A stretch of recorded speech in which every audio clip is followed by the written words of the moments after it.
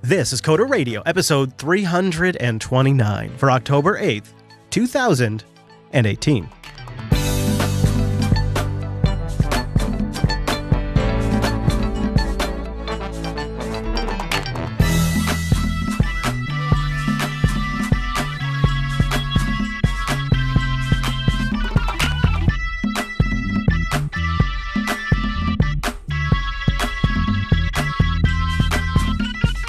Hi, everyone, and welcome to Coda Radio, Jupiter Broadcasting's weekly talk show, taking a pragmatic look at the art and the business of software development and its related technologies. Recorded here live in the beautiful Pacific Northwest, my name is Chris, and joining us every single week is the man on a mission. That wizard crawling in and out of airplanes, sometimes not so successfully. It's our host, Mr. Dominic. Hello, Mike. Hello, Chris, and let me tell you a story about ladders into fighter plane cockpits. Doesn't sound like it's your thing, from what I hear. So, I've done it many times. You have? Yet today... That's strange. Yes, it's not that strange. Yeah, come on, man. GriffinRadar.com, buddy. Come on. Yeah, no, I know. It's unusual for most people. But when someone calls your name and you have a tablet in one hand... You should wave with the hand you have the tablet in, not the hand you're holding onto the ladder with. Oh yeah, that's a good pro tip. That's a pro tip. That's a yeah. So you fell out. You fell out of an airplane cockpit before the show, is what you're telling me? That's exactly what happened, actually. And then on the way home, after I got stuck in traffic, my back is killing me literally right now. My friend Samuel Adams is helping me out, but my back. I might have a brief trip to the hospital after the show. You know, I can tell you something. It only gets worse as you get older. Yeah. I've learned, you know, because right now, like, I'm healing pretty good because I'm in my 30s. And you're like, yeah, you're really lucky. You're in your 30s. I'm like, yeah. Okay, what else do I need to get out of my 30s too. So it only gets worse from here, they tell me. So when we started the show, I was a men's medium. I just want to say this, right? Yeah. Now I'm an XL. Yeah. And I feel like my ability, we've been doing this show since 2012, in the last 6 years, to take physical damage has like diminished greatly, right? Yeah. Like a 7-foot fall, granted landing flat on your back, would not have hurt as much as, right. Maybe I'm wrong. Like, you know, you have rose-colored glasses and everything about how you used to be, but no, you're heavier, so you fall faster. I don't know. Well, and your back is already torqued because, like, I carry... Yeah, you're carrying more weight. I'm like 18 months pregnant, right? Mm-hmm. Like the beer belly of Satan over here. Yeah. You know, I was on track. I was down like 25 pounds. When this is not what today's topic's about. We have a great show lined up, but just while it should be. I feel like this is a problem. It is. Many of our listeners have. You know what it is my ability to maintain a healthy weight and eating style really is greatly diminished when I'm stressed out. And I know this is like the most obvious statement that people hear all the time, but it took me a while to realize it. Like I really saw the difference as I took on a lot more stress over the last few years. I just saw a huge increase in my weight again, and I finally worked it down to a good, healthy level. And it really is stress. It changes the chemical makeup of your brain and your body, and it just packs on the weight. And it's one of those things where you can try to have self-control, but that's almost a little diminished when you're under a lot of pressure and stress, and you're already using your self-control for other things, and so it's just Well, you know, then the problem is, I don't know if I mentioned this last week or rather Friday on the show. Not next week, the following week, I'm in 1 week flying to California, then to Texas, back home for a few days to do the show, and then I'm flying to New Jersey again. So when you're traveling like this, I mean, you know this better than anybody, Chris. When you're traveling, you're not sitting down alone at like a nice restaurant getting like a kale salad, right? What are you eating? Hamburgers, hot dogs? Anything you can, especially depending on time crunch. That's cheap, especially if, you know. Yep. Yeah. Yeah. Oh, yeah, for sure. Yeah, because that can be such a massive expense because when you're at home during that same time period, you're grocery shopping and you're getting a lot more for your dollar, generally. When you're traveling, your everything's eating out. All my wife's still grocery shopping for herself and Reese, my son. So it's not like that bill went away. This is all in addition to. Yeah. So yeah, I think you know what, I blame Southwest Airlines for this. It's even worse if you travel by road because you're really eating what's at the gas stations. And in the RV, we can make meals, but yeah. Yeah, gas station lunch. Yeah. So that's not what we're here to talk about. No. Us being old men who are slowly killing ourselves, right? Right. No, we are your canary in the coal mines out there. For if you're going in this direction, stop now. All right, so we got a couple of bits of feedback, and then we'll get into the events of the week. But JK89 wrote in. He said, regarding Mike's MacBook Pro mishap. That's pretty clever, actually. That's a good alliteration. I got to give it up to that. That's not. Yeah. This is why I make sure to do regular backups, one via Time Machine and one via Carbon Copy Cloner. If something goes awry, I can get back up and running with the desired configuration relatively quickly. So JK is the Carbon Copy Cloner tip is a great one. If you are on a Mac workflow, you gotta spend the money and get Carbon Copy Cloner, because it will take an exact duplicate copy of your Mac hard drive, and it can save it to an image or an external hard drive.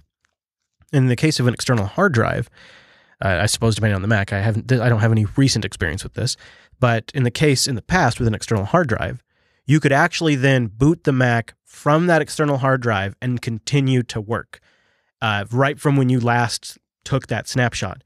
And that is, when you think about I'm under a deadline, even if it's a little bit slower to say run off a USB 3 drive, the fact that you have all of the applications completely exactly the way they were on the failed drive, it's totally worth eating a little bit of performance until you can get things back up and running.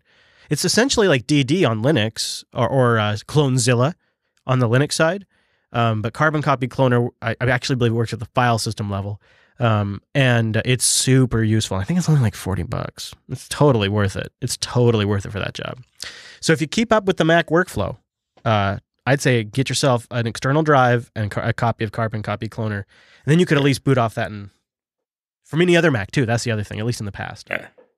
No, yeah, that works. I mean, real-time update. Mac and Cloud has been fabulous. Really? Plus App Center. Really? Yeah. You know what? I am in Windows or elementary OS. In Windows, I'm running one mission-critical application, Chris. Visual Studio. Nope. Magic the Gathering Arena.exe. Oh, of course, right. Of course. Yeah. No, but seriously, this just having one little Mac server in the cloud. Now, this solution is that the writer's suggestion is probably better. But now that I've already set everything up in the cloud, it's actually great. Like, I can take my Galago on a trip if I don't manage to pour beer into it. What is the remote login mechanism? Is it a web page? Is it an app? It is a web page, but it's one of those you can tell it's like they must have written some GUI on top of basically remote host or whatever Mac OS calls that. Yeah. Although one scary thing is Apple is now canceling Mac OS server. Right. Essentially. Yeah. So I don't know how long this is going to last. No, they'll leave the remote VNC stuff in there. Not only is it a pretty good, you think so? Yeah. Not only is it a decent implementation, but they're still gonna make their classroom suite management tools, which rely heavily on that. That's what I thought, right? The education stuff. Mm-hmm. But this is actually working just fine. I mean, I have been working mostly in elementary or pop, depending on where I am, and doing my Magic the Gathering needs on Windows. That's fascinating. Now, do they have bandwidth limits and stuff like that? Or could you suck down a ton of data? Or so they have a specialty plan for folks using Visual Studio App Center that they charge you a flat fee, but the only things you can do are those things that you would need to do for VS App Center. But all I need to do is code signing, right? So it's not like I'm like wanting to run Mac OS as a remote host. Yeah, I just want to code sign builds and send them to people. Yeah, it doesn't really specify looking at the specs. It just says you can get 100 megabit port speed upgradable to 1 gigabits, but it doesn't say anything about the total transfer amount or anything like that. Curious. Well, there you go. It's cool. I'm glad that's working out for you. That's pretty nice. That's got to make travel a little simpler if it continues to work. That's good. All right, so one more bit of feedback. This one comes in from Wasabi Burger, and this one's for me. He says, Chris Lass, there is a Firefox extension called Text Contrast for dark themes that fixes the issue of having black fonts with dark backgrounds in dark themes. Thank you, Wasabi Burger. I didn't even really think anybody would ever catch the fact that I complained about that. It's an issue in Firefox if you're using dark theme mode, and when you go to use a text field box, it's too dark, and the text is like gray on black. You can use this text contrast theme, and it will fix that issue for you. And it's just one of those small little niggly things I didn't expect anybody to have a solution for, And then Wasabi Burger wrote in and nailed it. So I'll have a link to that if you want that for Firefox at coder.show/329. All right, now moving forward with sort of the follow-up and perhaps starting a new thread in the show for a little bit, you were tweeting about the Azure Sphere Dev Kit, which I did a little deep dive over the weekend on, and you say you're thinking about evaluating it for a project, trying to get a sense of what the actual developer experience is and how dependent it is on Azure right now. So all really good questions. Really quick recap here. The Azure Sphere devices are the hardware devices that Microsoft announced back in March, I believe it was, around March, that are devices that run their own custom Linux OS. That's the Azure Sphere OS devices. And the reason why it's called Azure Sphere is because it's one part hardware, which they call the secured MCU, one part OS, which is the Azure Sphere OS, the Linux OS, and the one part cloud security. So they are very much tied in with a cloud management infrastructure design in mind. And that's really the fundamental way of how you deploy and develop these machines. You write your applications and its logic in C using APIs that are provided by the Azure Sphere SDK. This is compiled into an application binary using GCC. And as part of the build process, tools that are part of Azure Sphere SDK are used to generate a signed image or a .image package that will then be deployed to the development board either through Azure Sphere or there is a way to do it over USB. But I think for now, it's not very clear in their documentation. You have to deploy through Azure Sphere security service over the air deployment service. So that's a hell of a name. So I got some clarification on that bit already, actually. Okay, good. So my friendly Microsoft rep down here in Tampa, it is completely possible right now to deploy via USB. Yeah, right. That's what I was, but I couldn't see anything in their docs talk about Azure Sphere. So I did it on a TI board, which is not officially supported, but because I have a closet full of TI boards for something else that we won't talk about. Ooh. It's a tremendous pain in the ass. So first of all, when I hear C and I hear GCC. Yeah, what? And then someone tells me Windows 10 Visual Studio, I tell the bartender to stop serving me. Well, that's you're bearing the lead right there. Is the fact that this thing's dependent on Visual Studio and Windows 10 is a bit of a downer right now. I don't know if that's technically true. I think you could probably use this thing on any OS if you really were motivated. But through the grapevine, unofficially, I've heard it is not a technical limitation. It's they needed to ship limitation. Yeah, and I think there's a driver for Windows 10 involved and all of that. Because if you think about the toolchain here, ANSI, GCC, and boards that run Linux. Well, Mac for all of our fancy coffee drinking Mac users and all of our Linux hippies. There's no reason you can't do that. Right. And here's something else they put in the getting to understand Azure Sphere OS dev kit boards. Towards the bottom of the docs, they say, while the process of connecting an Azure Sphere device to the Azure IoT Hub is simple, you could also connect to other web services running online or on premises using a library such as curl. So you could just, you could set this thing up to just curl URLs and pull things down if you really want to. So you could at least build something with that. So this is a weird situation. And when I've been talking to my rep, it is both very, very open and very, very pro Microsoft. And it seems like the strategy they've taken is the path of least resistance or the path of least work is you just go all in on Azure services from Microsoft. But you can totally do your own service, host it on DO or AWS or whatever the hell you want. You just have to implement these libraries and it works. So this is I don't even, Chris, you remember the open core phase of life a couple of years ago? Oh, yeah. Yeah, I mean, there's still some of that going around, but it's definitely not in vogue anymore, right? Yeah, this is not even open core. This is like kind of open source, but if you want an easy way out, use our proprietary Azure technology, and it just works. Well, and I have to say, go ahead. No, I want to hear what you have to say. I've done it both ways. I mean, I have one of these dev kits. I'm thinking of buying a few more, few hundred more, and it's easier if you just use their tooling. I don't even know what to say, but there is, from writing some code for this, the C code you're writing, Chris, is just, I mean, this is ANSI C, right? There's no, that I can see so far, proprietary extensions. The GCC you're running is ANSI GCC. There is no, it's not like the MS C++ compiler, is basically what I'm getting at. Yep, I follow you. I don't know why VS Code on Linux or Mac can't do this. Yeah. And you totally could. In fact, they even say you could use any text editor.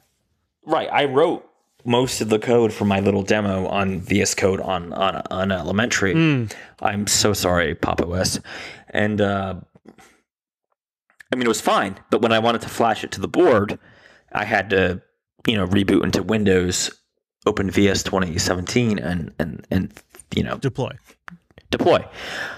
That may be a failing on my part, where I just haven't taken the time to say, well, how does this actually work? Because I am positive somebody's going to be able to write a little app or a script that can do it from Linux.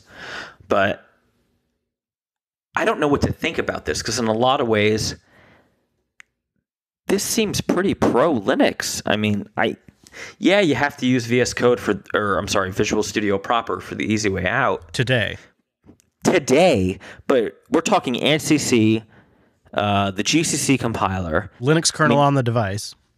In fact, I would have preferred .NET Core, to be honest with you. And there's a good chance that these Azure Sphere services that are the cloud aspect of this are also running on Linux.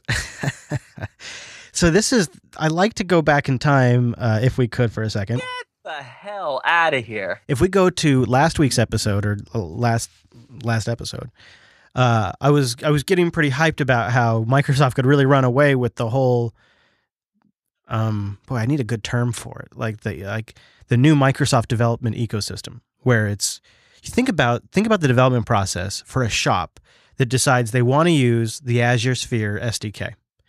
So they start with a project that they probably are potentially creating in Visual Studio or Visual Studio Code. They then host that project on GitHub, which is owned by Microsoft. They then integrate with the Azure Studios, perhaps the App Center and other things, which then integrates with Azure Sphere, which then starts deploying to these hardware devices. So from the first line of code to the publishing, to checking, the QA, issue tracking, deployment to the cloud, deployment to the edge device, it all happens in the Microsoft ecosystem. And you have to imagine that if this is the first preview board, this is a developer preview board, which they announced in March and are shipping now in October. That's a pretty short time window for a company the size of Microsoft launching a new product category like this. It's almost unbelievable, actually. It's a hardware and software combination that is across multiple projects. There's obviously the Azure end of it. There's the Visual Studio end of it. There's the product marketing end of it. There's the hardware shipping end of it. There's the working with the third-party shipment fulfillment centers that are the traditional outlets for devices like this that is outside their typical domain. There's a lot happening here with this. Very fast for them. And this is the beginning. This is the preview board. So you could see a future where they have multiple boards to choose from for different kinds of use cases. And they have almost a Amazon skill-like interface to be able to click and drag and build the functionality you need these things to do, right? Well, you know what? I hate to say this word because I just don't want to read the email. But theoretically, if C is a language for Azure Spheres, there is no reason you couldn't have, Chris, should I say it? I don't want to give it to them. No, I don't know. The monsters. You got to do it. Rust. There's absolutely no reason that you couldn't write this crap in Rust. I almost didn't want to talk about this today because I feel like, oh geez, my Microsoft rep listens to the show. He's not going to like this, but I remember Microsoft from the late 90s, as I'm sure you do. I can't believe this is just this open, right? This Linuxy, this. It seems, I don't know. I feel I'm waiting for the trap to be sprung, I guess. I think a lot of people from the good old days feel that way. I really had a deep hatred for Microsoft in the 90s. It was the injustice of my young time, when I was younger, high school, and 5-10 years after that, I don't know, for a while until about 5 years ago. 10 no, it started to fade. But I was in a position several times where I watched Microsoft abuse their position of power, and it enraged me.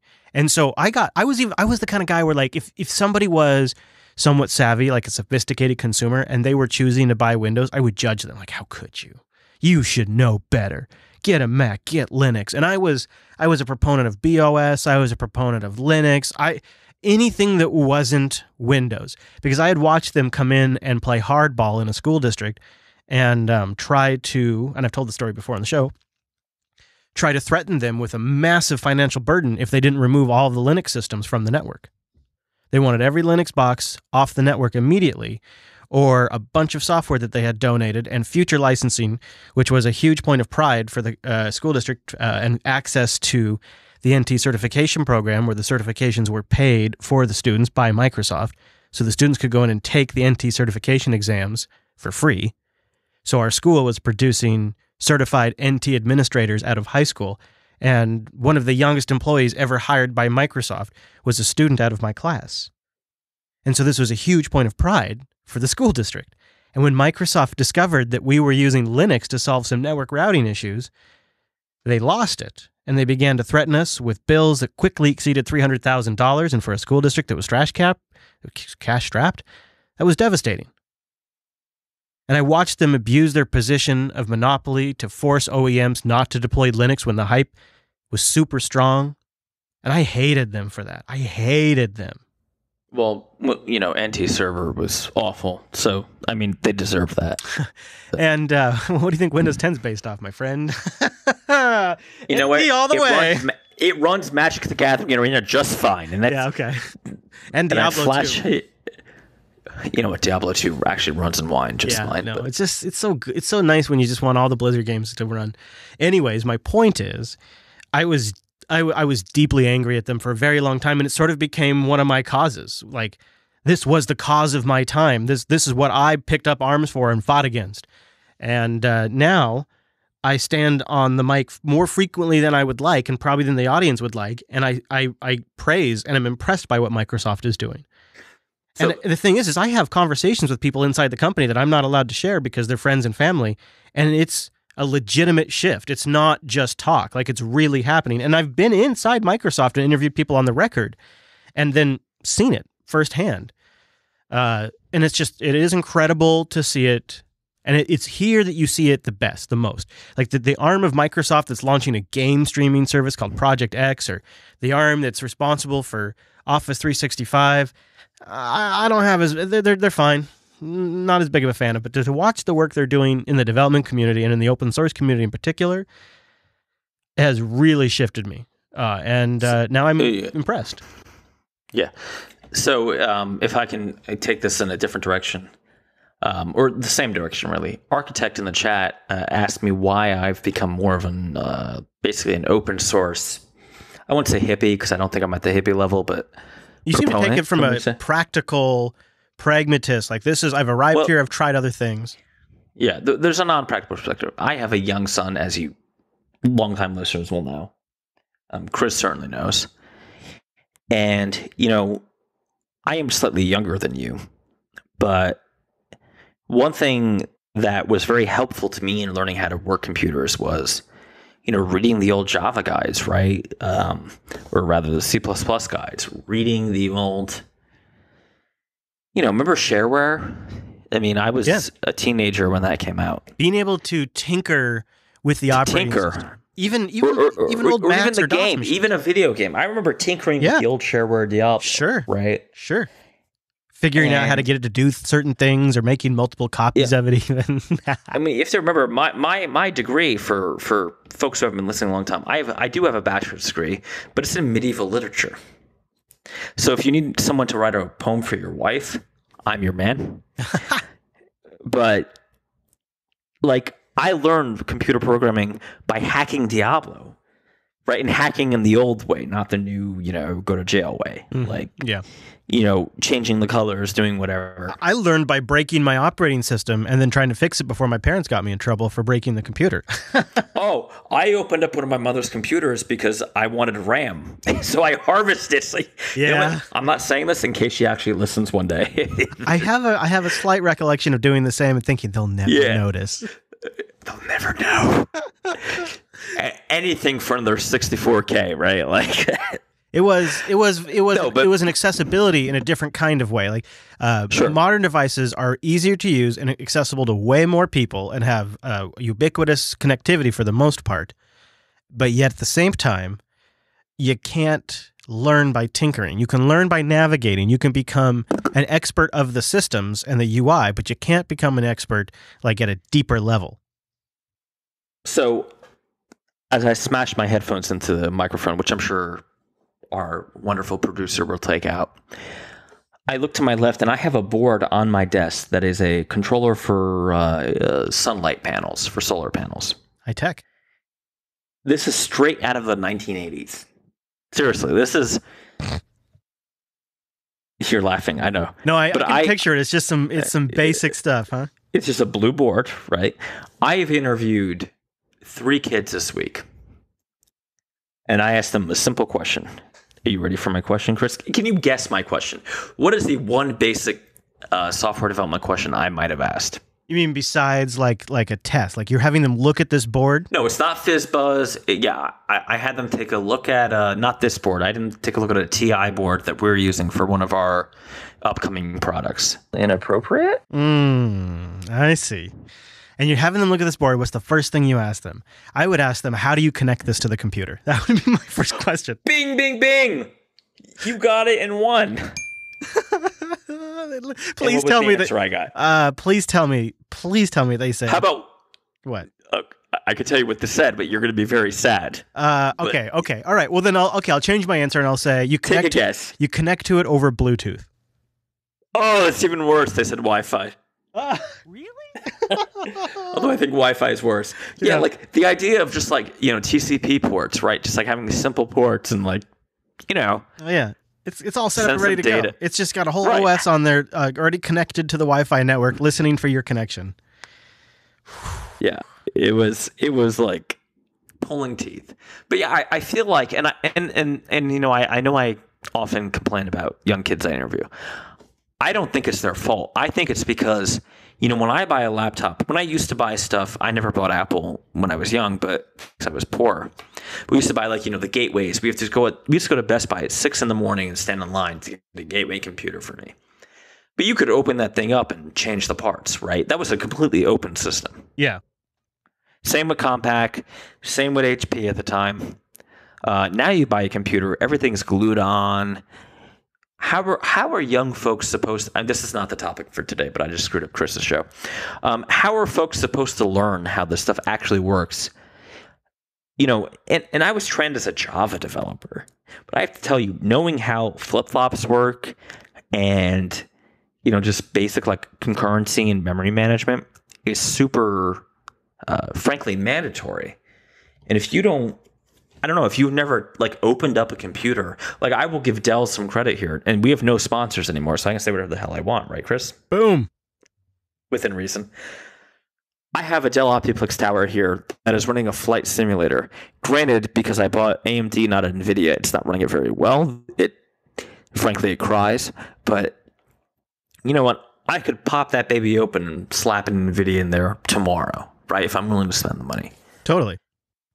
You buy an Apple, you buy an HP laptop, you can't replace anything. I mean, I guess I don't understand how we expect, you and I are grumpy old men and we expect these young people to learn everything. How can we expect that of them when they don't have the opportunity that we had to just pop open the box and, hey, I replaced a processor once. It was a pain in the ass. And I loved building machines back in the day. I'll tell you what I think. Right. It is. You've been back in the day, right? Back in the day.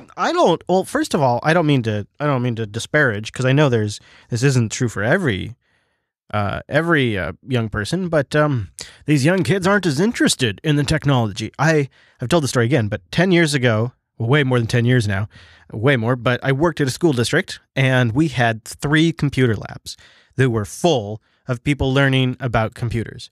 When I was in high school, we had 3 computer labs. 10 years later, I came back to that same school district as a contract employee to do some work with their IT department, and they didn't have any computer labs left. They had a department where there was a TA set up for about 7 kids who were interested in computers, and they just worked with the IT guy as a TA arrangement. There has been a massive decline in interest in how the technology works, but almost all of those kids had a device that we had to add to the Wi-Fi network, like a iPod Touch or an Android or an iPhone. So they all had access to technology. So in a way, we've traded innate curiosity for building technology with massive access to completely built technology. And so they're sort of starting at a different ground level now. They're starting at a much higher abstraction in both software and hardware.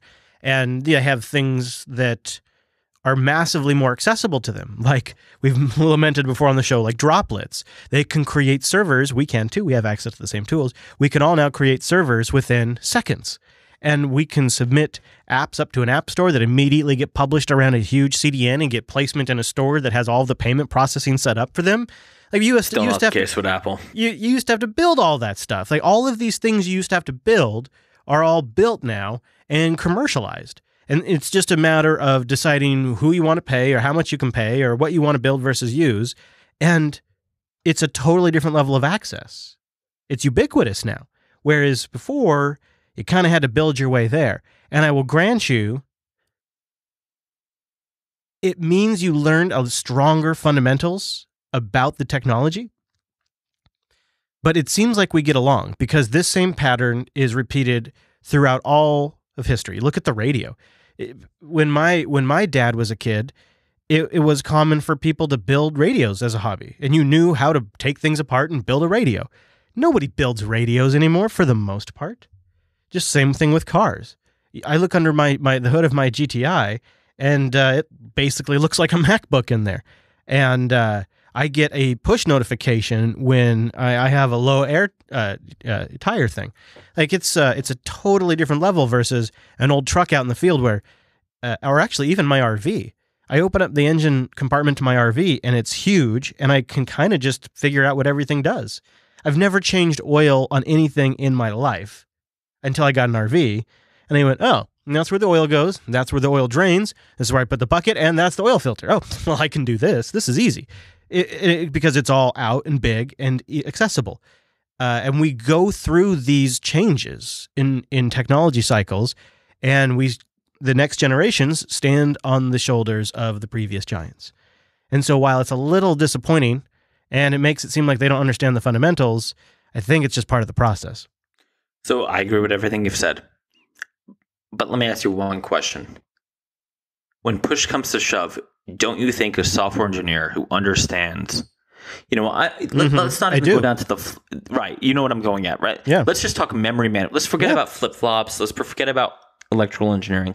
Let's just say basic computer science, memory management, compilers, things like that. Don't you think he or she has an advantage over someone who, frankly doesn't? I at least think they have a better innate intuitive understanding of how things work and maybe why things don't work right or don't perform right. I don't know, though, if it gives them a massive advantage if everybody's using the same abstracted tool. If you're dragging blocks in a cloud provider. So this is where I'm going to push back. When we started the show, one of my big cash cows was rewriting Objective-C code. Remember, this is pre-ARC. This is 2012, right? Mm-hmm. Rewriting Objective-C code for companies that had hired Java developers that claimed to know Objective-C, but never work in an environment without a garbage collector. Like, that was a gold mine for me. Now, then ARC came out and things were different. But at the time, if we go back to 2012, an environment that doesn't have a GC was an absolute gold mine for me because I understood under the hood of how, basic things like malloc, in intrinsic-C, they abstracted to retain release. But, basically your normal, what they call reference counting garbage collection. I don't know. I think there's still value, right? As we go to these Azure Spheres, as we go to these embedded systems, I think some of that maybe you don't need to know about flip-flops. Maybe you don't need to know about transistors. But God, I think you do need to know about how like memory is managed on a system. I think you need to know how, instructions are encoded by the compiler into binary.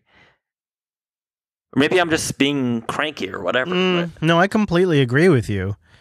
But I got to imagine this is the same issue that mechanics face and a lot of other trades that deal with a level of expertise that the better you understand the fundamentals of how an engine operates. And I think it's a similar thing. And I don't know. It's what it feels like is it makes me feel like everything is just getting worse. Like entropy is real and the universe is just slowly getting more and more chaotic and more abstracted. Exactly. So I prefer not to go there. Instead think, well, we've carried on for so long. We still have radios in our cars that work. And so far every time I've gone out with car started. Or as the Black Knight might say, it's just a flesh wound. Yeah. Yeah. Hey, before we go too far, there was a little back and forth this week between you and the audience about the confusion around JDK 11 and really just sort of Oracle's nonsense communication. And so you were dispelling some Java FUD, hashtag Java FUD on Twitter. And I haven't really followed this very closely, so I can't speak very intelligently on this. But my understanding is I think somewhat recently, was there a license change or something that made it confusing? What's going on here, Mr. Dominic? Yeah, Oracle. Fill me in. Oracle did something moderately annoying, but then their communications was straight up evil. That's weird. That doesn't sound like Oracle at all. So really? So I want to start off by saying the answer to this problem is just use OpenJDK. You can use it on Android now. I know the migration can be hard if you have older enterprise applications, but just use OpenJDK. Like if you can somehow con your manager into doing it, you should do it. So Oracle decided they wanted to make money, but I am not an attorney, so I'm not going to go into the details. Okay. But they released a very complicated statement that basically says in some cases you can continue using Oracle JDK 11 as you have used 10, so on and so forth. And in some you can't. So my small business answer to that problem is move to the OpenJDK. Yeah. Right? That's the simplest solution to the problem. The reality is Oracle is basically trying to monetize Java. And if you work for Oracle and you want to dispute this, please do. But I have spent a lot of time in the last few weeks reading the documentation you all put out and talking to very, very, very concerned developers in your community who don't know what the hell you're doing, frankly. This is weird. This is one of those situations that even if it's all benign, the way it was put out there doesn't feel good. This is always the fear when Oracle buys an important property like this. This is always the fear of what's going to happen. It took them a lot longer than I expected, I got to say. They showed real restraint here. So the rule of thumb here is if you can, jump over to OpenJDK as fast as possible. That's really the answer. That is the answer. I mean, it's weird. To be fair to Oracle, which just doesn't feel right, they are not overtly charging for JDK 11, but they're potentially assessing you for liability later. Business? This reminds me of one of the, cute, not to bring this up again because I said I wouldn't, but, Here we go. This is one of those situations where it's like, we might decide that you're violating our license and therefore have to pay us, which, yeah, I just want to tell you guys, .NET Core or OpenJDK, they're both great. You'll be fine. This has all been getting weird since the lawsuit with Google. This has all been getting weird. Well, this is all about Google, right? I mean, at the end of the day, this is all about, Sun didn't know how to make money. Oracle is frankly obsessed with money. So, yep. Yes. Yeah. All right. Well, one more for the Hoopla before we get out of here. Those APIs. You know how Google Plus was never really famous for having a very great developer API? Well, it turns out the APIs they did have. Wait, you mean Facebook? Yeah, I'm talking Google Plus. See what I did there? Turns out the limited APIs they did have caused them some problems, and today Google is announcing that it is sunsetting Google Plus. The consumer version of Google Plus currently has low usage, they write on their blog, and 90% of the engagement on Google Plus is less than 5 seconds. So there's this Project Strobe. This is how Google handles a data leak. Is they wrap it all up with some really strong branding and marketing. So Google has launched Project Strobe, and Project Strobe is protecting your data and improving their third-party APIs. You see, old Google was doing the responsible thing, and they were reviewing their APIs, and they realized, heck, we have a bug here. We got ourselves a bug. It's existed since 2015. It's amazing. Yeah. See, the data, though, that was leaked was limited to static optional Google Plus profile fields, including names, email, address, occupation, gender, and age. It does not include any other data you may have posted or connected to Google Plus or any other Google service like messages, account data, phone numbers, or G Suite content. They say they discovered and immediately patched the bug on March of 2018. They believe, get ready for this, it occurred after a launch as a result of the API's interaction with subsequent Google Plus code changes. Speaking of testing, yikes. They say the review did highlight the significant challenges in creating and maintaining a successful Google Plus that meets consumers' expectations. Given these challenges and the very low usage of the consumer version of Google Plus, we've decided to sunset the consumer version of Google+. We will implement this wind down over a 10-month period, slated for completion by the end of next August. Google+ is dead, and it had a bug that could potentially have leaked data. They don't know if anybody took advantage of it. But Project Strobe is here, and Google+ is going away. And it's I don't know, about 4 years too late, I guess. I just thought at this point they were just going to keep it limping along forever. I really did. I was like, geez, if they haven't killed it yet. So what do you think of this? Google has discovered their own data leak related to a code change that then impacted the way an API behaved. Oops. Are you muted over there? Where are you? Come back. Yeah. There you go. It's problematic. I mean, the question comes down to, what was compromised during the time period before then and now, right? So many services and so many APIs that they just have hanging out there. It's good that they're doing this audit, but oof. Well, but also Google Plus could also mean Gmail, right? Like it's, your Google account is your Google account. They claim that was not the case, that it only affected information that you plugged into the profile. It might not have been public information, but it was only that information. Yikes, though. I wonder what it means for applications that have integrated with Google Plus for sign-in or things like that. It means you wasted your money. Boom. Hey, one last story before we go. Microsoft has open sourced their infra.net, which is AI code that is just in time for your weekend. Actually, this story came out on Friday, so that headline no longer applies. But a team at Microsoft's Research Center in Cambridge, yes, that's in the UK, kicked off development of the framework in 2004. And it was released for academic use in 2008. Since then, it's been getting refined, and now it's available up on GitHub. It takes a model-based approach to machine learning. The developer gives the framework a model, and then the framework then develops machine learning algorithms directly from the model provided. You can try it out if you want. It's cross-platform. It supports .NET Framework and .NET Core 2.0, Mono 5.0 as well. You can use Visual Studio on Windows, or on Mac or Linux, you could really just use any text editor you want. Models for infra.net are set up using a probabilistic, easy for me to say, probabilistic, I could almost say it, program. These frameworks compile into what the team itself describes as something critically called the deterministic approximate Bayesian inference. This is highly scalable with Microsoft using a system that slurps up knowledge from billions of web pages. The Bayesian inference is the interesting aspect to this, and the fact that you feed it a model and then it figures things out instead of creating the model. Microsoft is pretty proud of this. They've been making a big stink over last Friday and over the weekend. And we'll have a link to the story if you want to know more. Microsoft, once again, just open sourcing that S.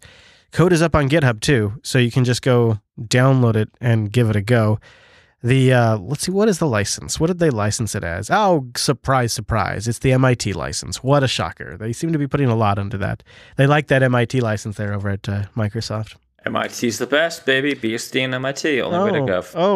I don't know. It's negative in the freedom dimension. Ah, there he is, my old enemy. Anything else we want to touch on this week, Mr. Dominic? I don't think so. I mean, can I just say OpenJDK, OpenJDK, OpenJDK? On elementary OS, apparently.